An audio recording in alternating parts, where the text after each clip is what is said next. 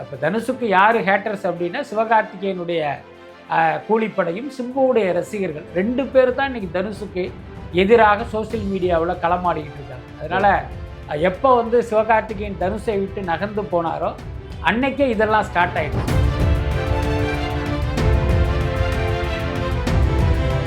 இன்னைக்கு தனுஷுக்கு எதிராக சோசியல் மீடியாவில் வருகிற நெகட்டிவ் செய்திகள் என்பது இந்த இணைய கூலிப்படைகளால் பரப்பப்படுவது தான். இதை தான் நம்ம தொடர்ந்து நான் சொல்லிக்கிட்டே இருக்கேன். சிவகார்த்திகேயனுக்கு ஒரு கூலிப்படை இருக்குது.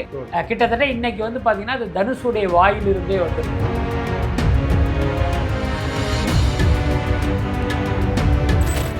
இட்லி கடை அந்த படம் வந்து எப்படி சார் வந்து? இட்லி கடையை பொறுத்த வரைக்கும் இண்டஸ்ட்ரியில் ஒரு பாசிட்டிவான தகவல் தான் இருக்குது. நான் விசாரித்த வகையில் பல பேர் பார்த்தீங்கன்னா அந்த வந்து இங்கே தனுஷுக்கு வந்து இது ஒரு மிகப்பெரிய வெற்றி படமாக இருக்குங்கிற மாதிரி தான் சொல்கிறாங்க. அந்த இட்லி கடை அப்படிங்கிற அந்த தலைப்பே இந்த படத்தில் ஏதோ ஒன்று இருக்குது அப்படிங்கிறத உணர்த்துவதாக தான் இருக்குது.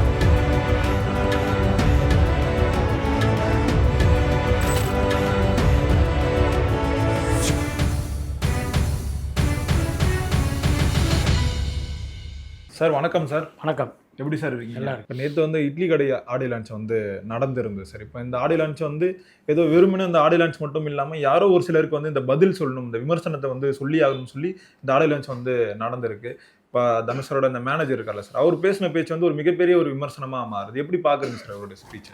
ஆக்சுவலி எப்பயுமே பார்த்தீங்கன்னா ஒரு படத்தினுடைய ப்ரொமோஷன் அப்படிங்கிறது என்ன அப்படின்னா அந்த படம் குறித்த தகவல்களை நீங்கள் வந்து மக்கள்கிட்ட கொண்டு போகணும். ஓகே, நாங்கள் இட்லி கடைன்னு ஒரு படம் எடுத்திருக்கோம், அந்த படத்தினுடைய கதை இப்படி, அந்த படத்தில் உள்ள அம்சங்கள்லாம் இது அப்படின்னு நீங்கள் சொல்கிற விஷயங்கள் மக்களுக்கு வந்து இந்த படத்தை நம்ம பார்க்கணும் அப்படிங்கிற ஒரு ஆர்வத்தை தூண்டி அந்த படம் ரிலீஸ் ஆகும்போது மக்கள் தியேட்டரை நோக்கி வரணும். இதுதான் அந்த ப்ரொமோஷன் நடத்துவதற்கான நோக்கம். ஆனால் நீங்கள் பல வருஷங்களாக இங்கே பார்த்தீங்க அப்படின்னா இங்கே நடக்கிற ப்ரொமோஷனில் 1% கூட அந்த படத்துக்கான ப்ரொமோஷனாக எதுவுமே இவங்க பண்ணுறதில்ல.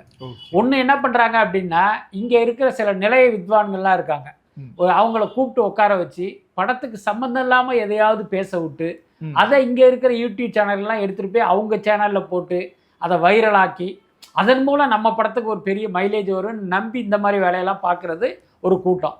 இன்னொரு பக்கம் பார்த்தீங்கன்னா இந்த படத்தினுடைய ஹீரோ, டைரக்டர், தயாரிப்பாளர் போன்றவர்கள் படத்தை விட்டுட்டு அவுட் ஆஃப் சப்ஜெக்டாக எதையாவது பேசி அதை சர்ச்சையாக்கி அதன் மூலமாக நம்ம படத்துக்கு மைலேஜ் வரும்னு நினைக்கிறது இன்னொரு பக்கம்.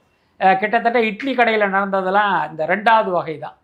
நீங்கள் ஏற்கனவே தனுஷ் நடித்த அந்த குபேரா படத்தில் பார்த்தீங்கன்னா அவர் நிறைய விஷயங்கள் பேசி அது வந்து பெரிய அளவில் வைரலாகி ஒரு கட்டத்தில் பார்த்திங்கன்னா அதுவே தனுஷுக்கு நெகட்டிவான ஒரு இதெல்லாம் வர வச்சுது. அதனால என்னமோ தெரியல இந்த முறை அவர் கொஞ்சம் அடக்கி வாசிச்சுட்டு அவருடைய மேனேஜரை விட்டு பேச வச்சுருக்காரு. எனக்கு தெரிஞ்சு ஒரு ஆடியோ லான்ச்சில் ஒரு நடிகனுடைய மேனேஜர் பேசியது இதுதான் முதல் முறைன்னு நினைக்கிறேன். அதுக்கப்புறம் அவர் பேசிய விஷயங்கள் அதையெல்லாம் வச்சு பார்க்கும்போது இது வந்து ஏதோ ஒரு தற்செயலாக அவர் மேடையில் ஏற்றுனா அவர் ஏதோ தெரியாமல் பேசிட்டார் அப்படிங்கிற மாதிரி எனக்கு தோணலை. இது எல்லாமே ஒரு திட்டமிட்டு நடத்தப்பட்டதாக தான் எனக்கு தோணுது. இப்போ தனுஷுக்கு வந்து பொதுவாக இந்த ஏட்டர்ஸ்னு வந்து யாரும் இருக்க மாட்டாங்க சார். அவருடைய படங்கள் எல்லாருமே போய் தான் பார்ப்பாங்க.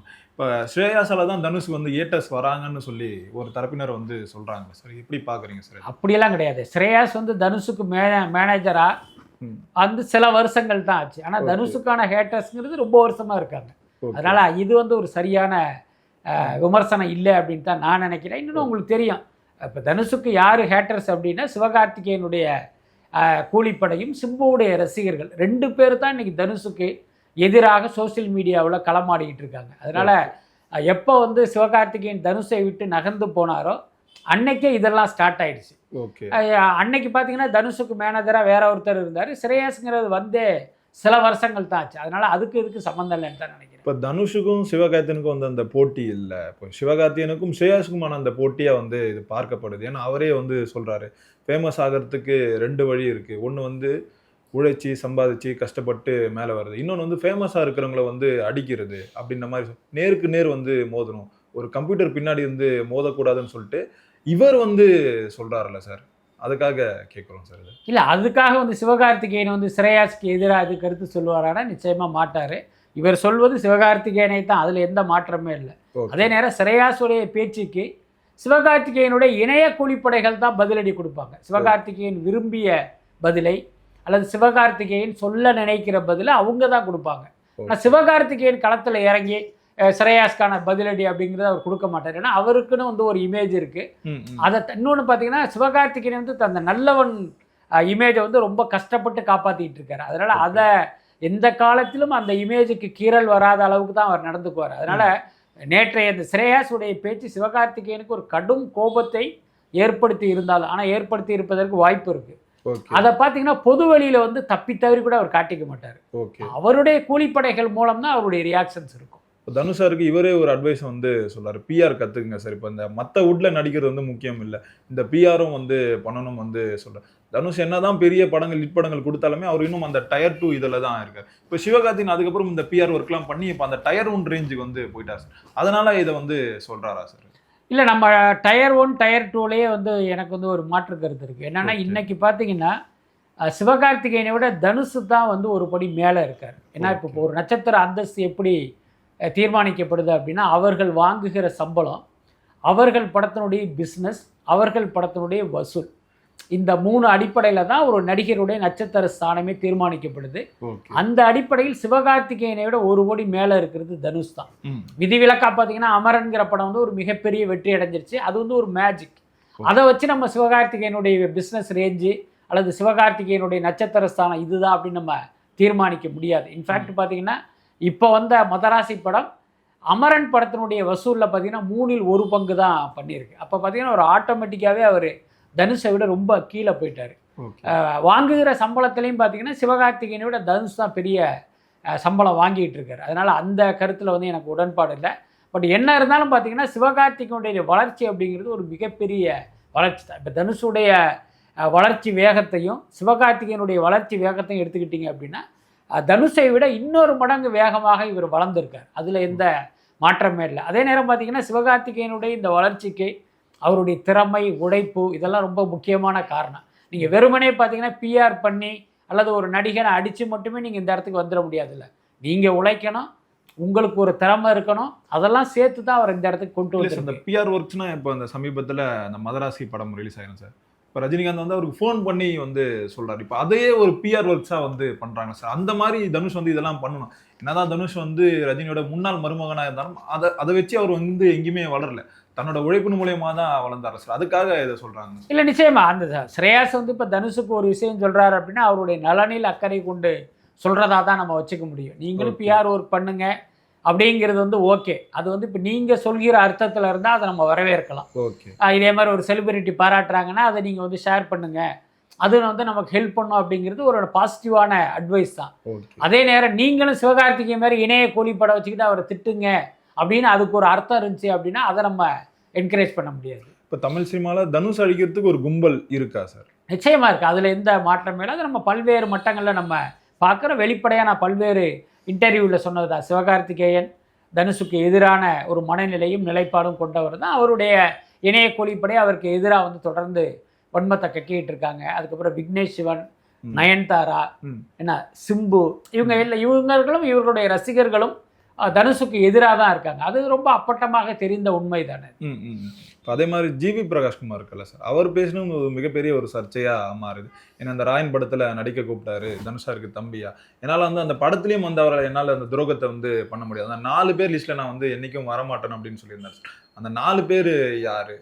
எனக்கு அந்த 4 பேர் சொன்னதுக்கப்புறம் ஒன்று சிவகார்த்திகேயன் வந்து சொல்கிறாங்க, இன்னொன்று வந்து நயன்தாரா சொல்கிறாங்க, விக்னேஷ் சிவன் சொல்கிறாங்க, அந்த 4வது ஆள் வந்து அனிருத் அப்படின்ற மாதிரியான செய்திகள் வந்து வருது சார். இல்லை, அதை 4 பேர் அப்படிங்கிறதுனால நம்ம ஸ்ட்ரைட்டாக அதுக்கான அர்த்தத்தை தேட வேண்டிய அவசியம் இல்லைன்னு நினைக்கிறேன். ஓகே, நம்ம ஏற்கனவே சொன்ன மாதிரி வழக்கமாக பார்த்தீங்கன்னா அந்த ஊரில் 4 பேர் 4 விதமாக பேசுவாங்கங்கிற மாதிரியான 4 பேராக அதை நம்ம கணக்கில் எடுத்துக்க வேண்டியது. அதையும் தாண்டி இல்லை அவர் 4 பேருங்கிற அர்த்தத்தில் தான் சொன்னார் அப்படின்னு நீங்கள் பார்த்தீங்க அப்படின்னா நீங்களே 3 பேரை சொல்லிட்டீங்க. அந்த இன்னொருவர் யார் அப்படிங்கிற குழப்பமும் சந்தேகமும் எனக்கும் இருக்குது, நிறைய பேர் இருக்குது. என்ன காரணம் அப்படின்னா சிம்புவும் அந்த 4 பேரில் ஒருவராக இருப்பதற்கு வாய்ப்பு இருக்குது, அனிருத்தும் அந்த 4 பேரில் ஒருவராக இருப்பதற்கு வாய்ப்பு இருக்குது.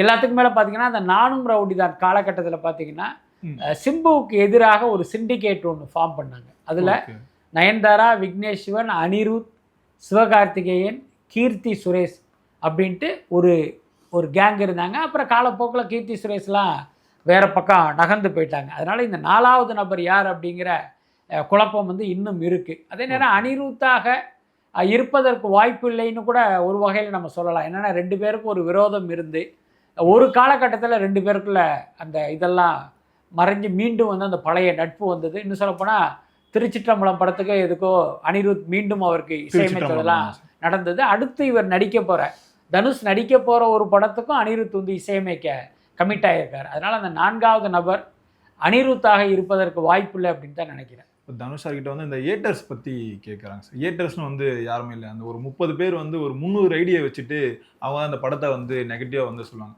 ஆனால் கிரவுண்ட் ரியாலிட்டி வந்து வேறு. இந்த நம்ம பாய்ஸ் வந்து பார்த்துப்பாங்க படம் எப்படி இருக்குன்னு அதை ஓட வச்சுருவாங்க அப்படின்ற மாதிரி சொல்கிறாங்க. இப்போ அவரே வந்து அந்த சொல்கிறாரு இந்த ஏட்டர்ஸ் அந்த 30 பேர் அந்த 300 ஐடியா வச்சுட்டு பண்ணுறாங்க. அதெல்லாம் தொடர்ந்து தனுஷ் சாருக்கு வந்து நடந்துகிட்டே தான் சார்.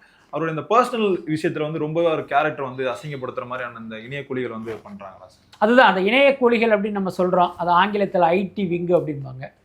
ஐடி விங்கிறது சிவகார்த்திகேயனுடைய ஐடி விங் மட்டும் இல்லை. இப்போ திமுகவுக்கு ஐடி விங் இருக்குது, பாஜகவுக்கு இருக்குது, அதிமுகவுக்கு இருக்குது. இப்போ இவங்க வேலை என்ன அப்படின்னா ஒவ்வொருத்தவங்களுமே கிட்டத்தட்ட ஒரு 50-100 ஃபேக் ஐடியை வச்சுட்டு ஒரே செய்தியை அத்தனை ஐடி மூலமாகவும் வந்து ஸ்ப்ரெட் பண்ணுவாங்க.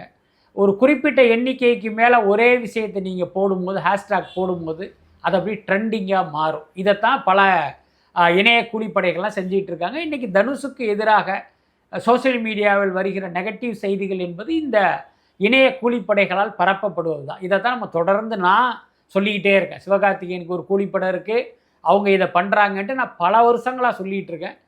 கிட்டத்தட்ட இன்றைக்கி வந்து பார்த்திங்கன்னா அது தனுஷுடைய வாயிலிருந்தே வந்திருக்கு.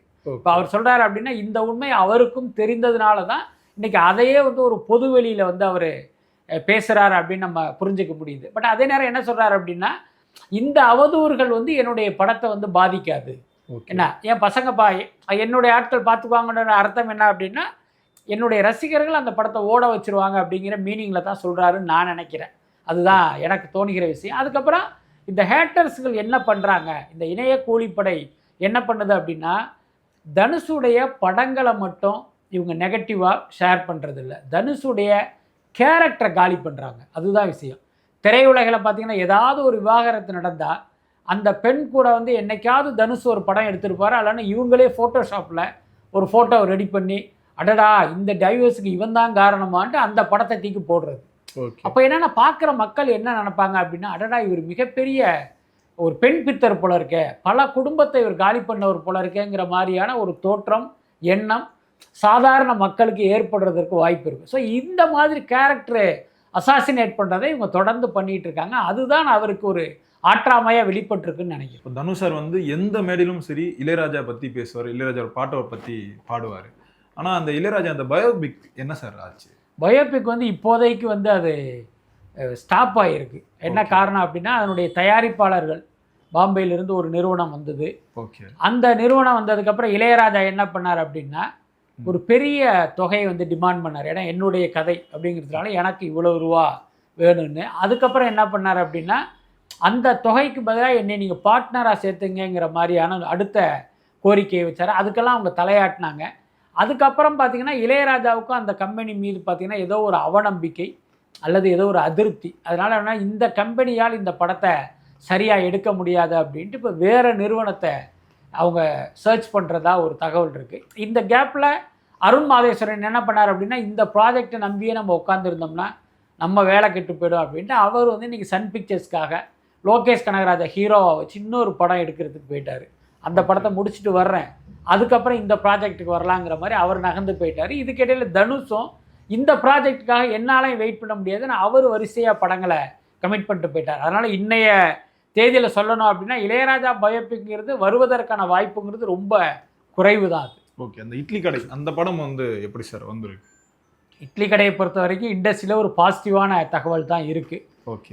நான் விசாரித்த வகையில் பல பேர் பார்த்திங்கன்னா அந்த வந்து தனுஷுக்கு வந்து இது ஒரு மிகப்பெரிய வெற்றி படமாக இருக்குங்கிற மாதிரி தான் சொல்கிறாங்க. பட் அதே நேரம் இந்த கண்டிஷன்ஸ் அப்ளை மாதிரி சொல்ல வேண்டிய விஷயம் என்ன அப்படின்னா இந்த இத்தனை தகவல்களுமே அந்த படத்தில் ஒர்க் பண்ணவங்க மூலம் நமக்கு கிடைத்த தகவல் தான். அதனால் அதை அப்படியே நம்ம எடுத்துக்க முடியாது. கொஞ்சம் மிகைப்படுத்தப்பட்ட தகவலாகவும் அது இருப்பதற்கு வாய்ப்பு இருக்குது. பட் என்ன இருந்தாலும் என்னுடைய தனிப்பட்ட கருத்து என்ன அப்படின்னா அந்த இட்லி கடை அப்படிங்கிற அந்த தலைப்பே இந்த படத்தில் ஏதோ ஒன்று இருக்குது அப்படிங்கிறத உணர்த்துவதாக தான் இருக்குது.